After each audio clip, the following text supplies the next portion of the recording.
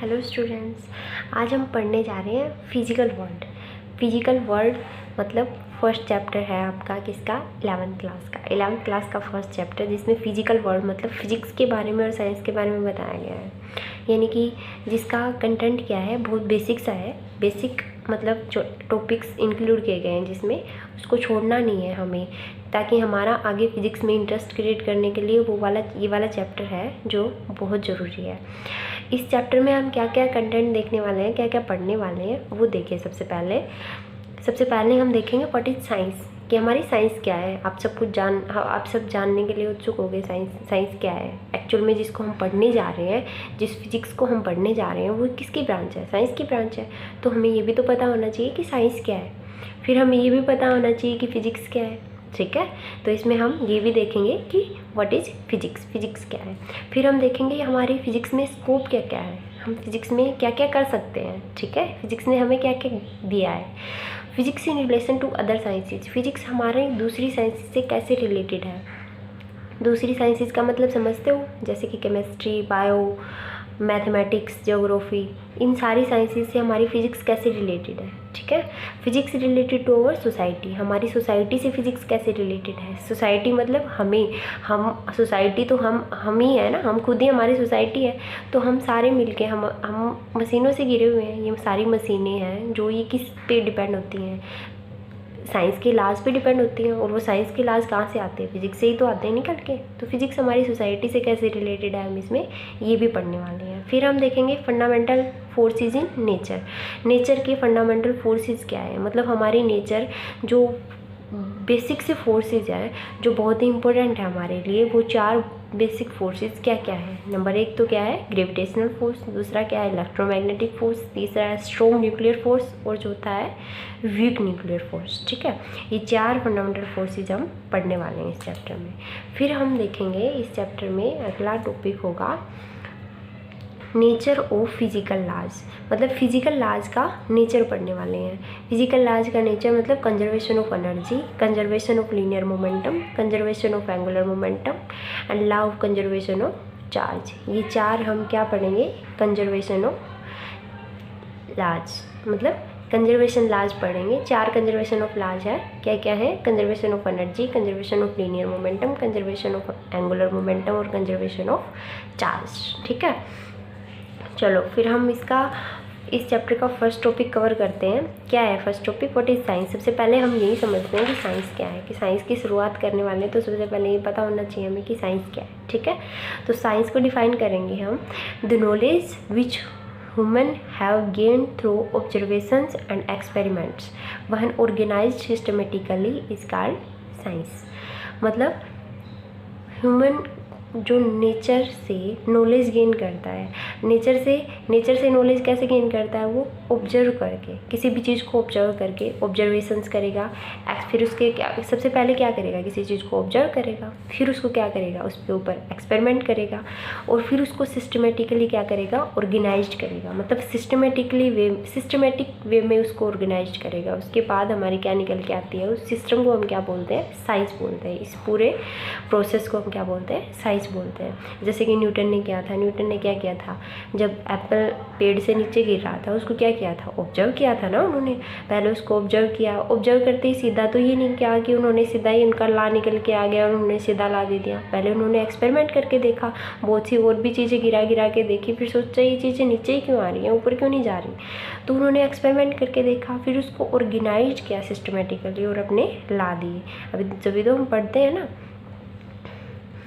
Divided into many branches. अब science को बहुत सी ब्रांचेज में डिवाइड कर दिया। अब साइंस क्या होगी, बहुत मतलब इतनी ज़्यादा बड़ी चीज़ होगी जिसको हम एक ही उसमें लेके नहीं पढ़ सकते थे। अब आप सोच के चलो, अगर आपको केमिस्ट्री, फिजिक्स और मैथ एक ही जगह पे दे दिया जाए, एक साथ एक साइंस में इंक्लूड कर दिया जाए, आप कर सकते थे, नहीं कर सकते थे। इसलिए साइंस की अलग अलग ब्रांचेज में साइंस को डिवाइड कर दिया। किसमें, नॉन लिविंग और लिविंग थिंग्स में। ठीक है, एक तो लिविंग थिंग्स में और एक नॉन लिविंग थिंग्स में। एक तो हो गया, देखो, science belonging with non living things are called physical sciences. उसको क्या बोलते हैं, physical sciences. For example physics, chemistry, zoology, geography. ठीक है। ज्योग्राफी, फिजिक्स, केमिस्ट्री, जियोलॉजी ये सब किससे रिलेटेड है? नॉन लिविंग थिंग्स से।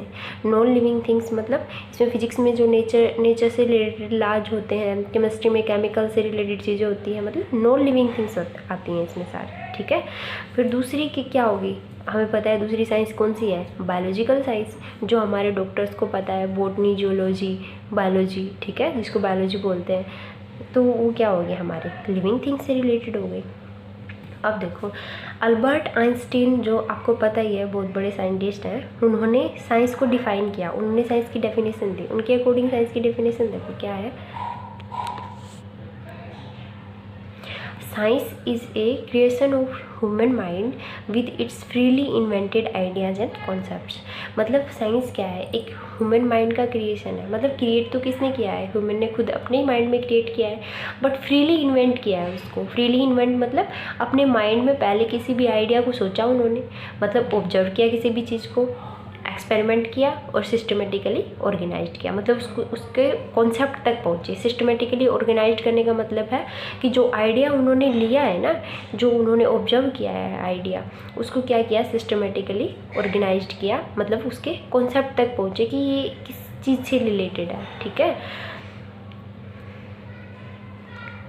और एक और मेन लाइन दी उन्होंने, इस लाइन से समझोगे आप, the most incomprehensible thing about the world is that it is comprehensible. मतलब हम सोचते हैं, सबसे पहले जब साइंस की इन्वेंशन नहीं हुई थी, जब साइंस को लोग नहीं जानते थे, तब क्या होता था, हम ये सोचते थे कि हमारा जो यूनिवर्स है वो इतना बड़ा है, इनकम्प्रिहेंसिबल है, मतलब उसको हम डिफ़ाइन ही नहीं कर सकते, उसको हम स्टडी नहीं कर सकते। इनकम्प्रिहेंसिबल का मतलब यही है हुआ यहाँ पे। फिर उन्होंने, अब जब हमारी साइंस आ गई तो उन्होंने क्या कहा कि ये वर्ड जो है वो इनकम्प्रिहेंसिबल नहीं है, ये क्या है, कम्प्रिहेंसिबल है।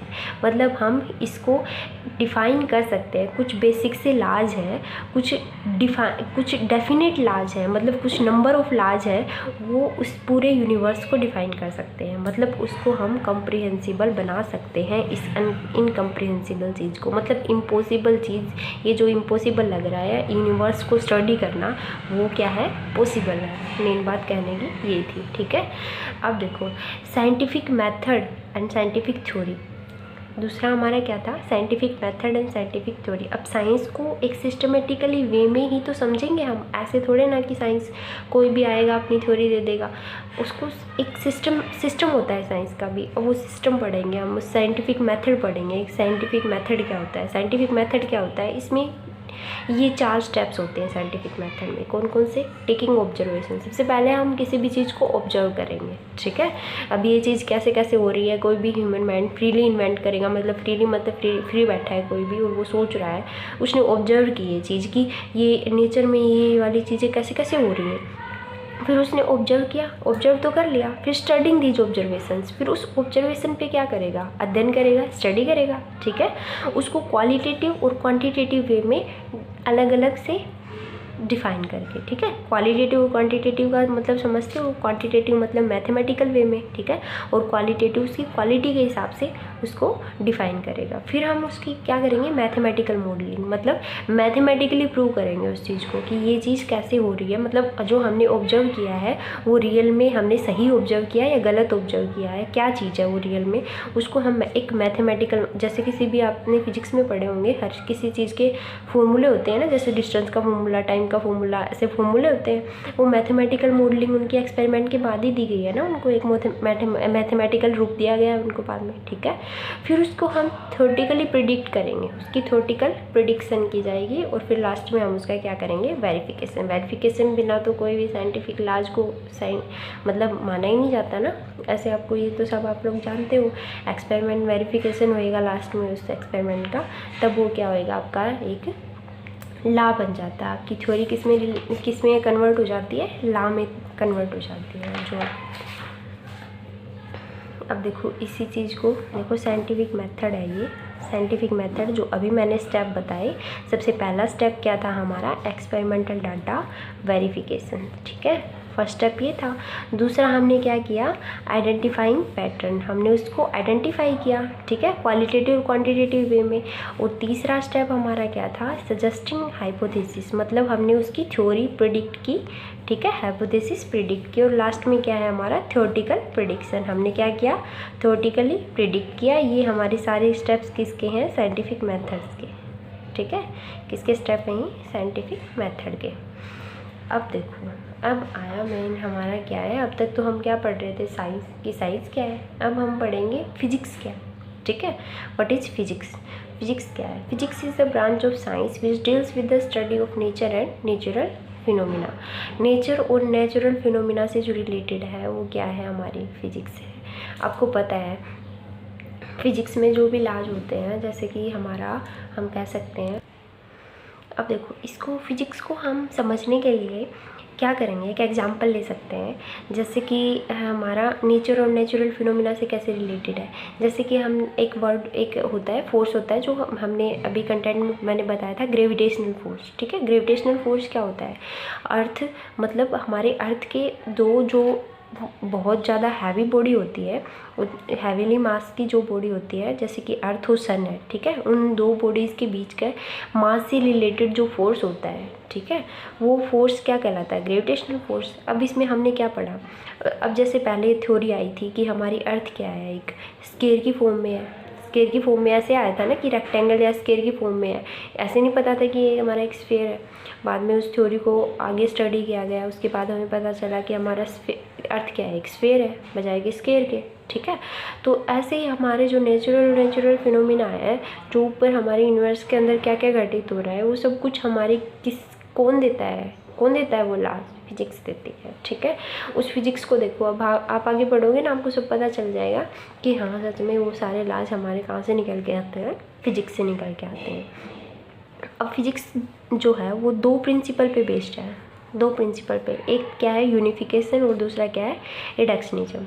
यूनिफिकेशन क्या होता है, यूनिफिकेशन होता है attempting to explain diverse physical phenomena in terms of few concept and laws. मतलब डाइवर्स फिजिकल फिनोमिना, बहुत ज़्यादा फिजिकल फिनोमिनाज हैं, उनको फ्यू कॉन्सेप्ट में, ठीक है, थोड़े से कॉन्सेप्ट में ही उनको क्या कर देना, डिफाइन कर देना, क्या कहलाता है, यूनिफिकेशन। अब एग्जांपल मैं उस चीज़ का आपको देती हूँ, जैसे कि एग्जांपल के लिए जैसे न्यूटन्स के लॉ है, न्यूटन्स के लॉ थे, तो उनके अकॉर्डिंग देखो, fall an apple to the ground, उन्होंने, न्यूटन ने ऑब्जर्व किया कि एप्पल ग्राउंड पे फॉल हो रहा है, ठीक है। दूसरा क्या है, motion of satellite around the planet, ठीक है। तीसरा क्या है, motion of planet around the sun, motion of satellite around the, satellite का अर्थ के अराउंड और अर्थ का सन के अराउंड। इन तीनों को क्या किया, बातें करने की सोच के देखे तो बहुत बड़ी बड़ी बातें हैं, बट इन तीनों को क्या किया, एक न्यूटन के लॉ के अंदर समा दिया गया इन सबको, ठीक है। ये सब तीनों चीज़ें किस में आ गई, न्यूटन के लॉ में आ गई। तो ये यहाँ पे हमारा साइंस का क्या कर दिया, फिजिक्स का क्या कर दिया, यूनिफिकेशन हो गया ना, कि फॉल इन एप्पल मतलब ग्रेविटेशनल फोर्स से रिलेटेड है। दूसरा है satellite revolving around the earth, क्या है।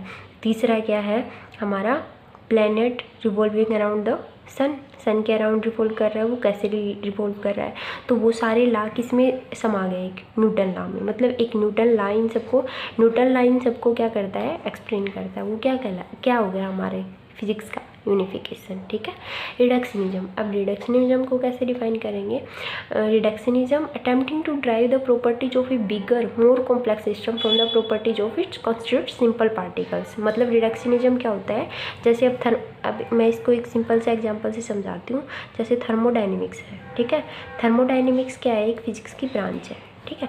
थर्मोडायनेमिक्स में क्या होता है, जैसे कि ये हमारी फिजिकल प्रॉपर्टीज़ हैं, इंटरनल एनर्जी, काइनेटिक एनर्जी, ठीक है, एंट्रोपी, टेम्परेचर, ये जो सारी फिजिकल प्रॉपर्टीज़ हैं, मैक्रोस्कोपिक क्वांटिटीज़ हैं, इनको माइक्रोस्कोपिक वे में, मतलब इनके कॉन्स्टिट्यूट पार्टिकल्स, जो भी सिस्टम हम लेते हैं उसके कॉन्स्टिट्यूट पार्टिकल्स को लेके उस चीज़ को समझना, मतलब उससे छोटी से छोटी क्वांटिटी को, छोटी से छोटी चीज़ को लेके उस चीज़ को समझना, क्या कहलाएगा, रिडक्शनिज्म। तो हमारी फिजिक्स क्या है, दो चीज़ पे डिपेंड कर रही है, यूनिफिकेशन पे और रिडक्शनिज्म पे, ठीक है। अब फिजिक्स हमारी दूसरी साइंसेज से कैसे रिलेटेड है, आपको पता है फिजिक्स हमारी किस से रिलेटेड है, केमिस्ट्री से रिलेटेड है, मैथ से रिलेटेड है, बायोलॉजी से रिलेटेड है, ठीक है। और भाई हमारी किससे रिलेटेड है, ज्योग्राफी से, जियोलॉजी से रिलेटेड है, ठीक है। अब जैसे फिजिक्स हमारी से केमिस्ट्री से कैसे रिलेटेड है, जो फिजिक्स में हम क्या स्टडी करते हैं, रेडियो एक्टिव एक्सरेज डिफ्रैक्शन हमने पढ़ा है फिजिक्स में। अब ये एक्सरे डिफ्रैक्शन है, ये सबसे ज़्यादा मेन रोल निभाता है किसमें, मतलब पीरियोडिक टेबल में जो रीअरेंजिंग की थी, किसकी पीरियोडिक टेबल में एलिमेंट्स को अरेंज किया था ना, एलिमेंट्स को अरेंज किया था, पीरियोडिक टेबल पढ़ी होगी ना आपने 10th क्लास में, तो उसमें एलिमेंट्स को हमने अरेंज किया था, उसमें फिजिक्स का मेन रोल है। अब आपको पता है पीरियोडिक टेबल तो बहुत मेन है ना केमिस्ट्री में, उसी में उसने क्या किया, फिजिक्स का मेन रोल है। तो ऐसे ही सारी साइंसेज एक दूसरे से रिलेटेड है। अब फिजिक्स है, फिजिक्स और मैथ है, फिजिक्स और मैथ को क्या कहते हैं, एक दूसरे का भाई बहन कहते हैं। फिजिक्स का मैथ के बिना कुछ भी नहीं हो सकता, ठीक है। तो मैथ तो फिजिक्स में होता ही है, हर फॉर्मूले में, हर डेरिवेशन में। तो इसी तरह हर साइंसेज एक दूसरे से क्या है, रिलेटेड है। अब देखो